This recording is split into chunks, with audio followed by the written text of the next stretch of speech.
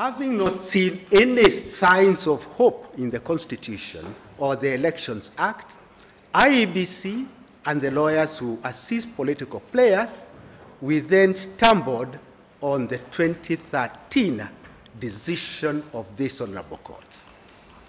We stumbled on it, my lords, and in it we found a ray of hope. The ray of hope is paragraph 289. I will read it to you, my lords. It is clear that a fresh election under Article 140, Sub-Article 3, is triggered by the invalidation of the election of the declared president-elect by the Supreme Court following a successful petition against such election. Such a fresh election is built on the foundations of the invalidated election. It can, in our opinion, only involve candidates who participated in the original election. Very important here, my lords. In that case, there will be no basis for fresh nomination of candidates for the resultant electoral contest. So we actually saw what we are looking for.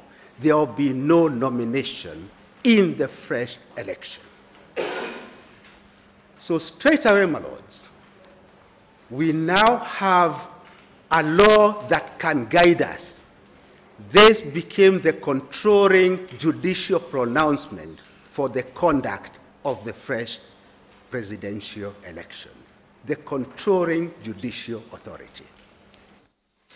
That there isn't a valid petition before this court, and the three petitioners herein, namely Honorable John Harun Mao, Njonjo Mwe, Khalif Khalifa, lacks the constitutional locus standi to institute a petition under Article 140, challenging the election of Honorable Uhuru Kenyatta, the third respondent herein, as President of the Republic of Kenya.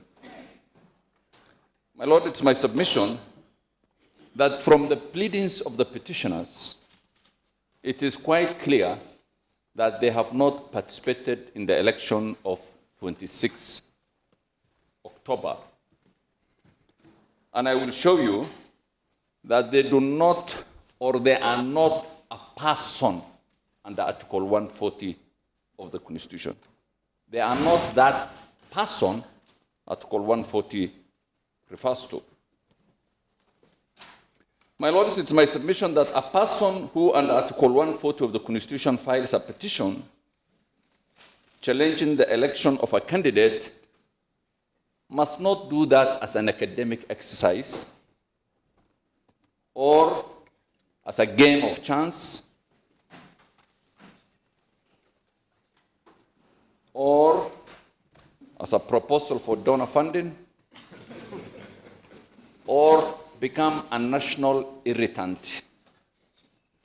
That person who files a petition under 140 must have a genuine grievance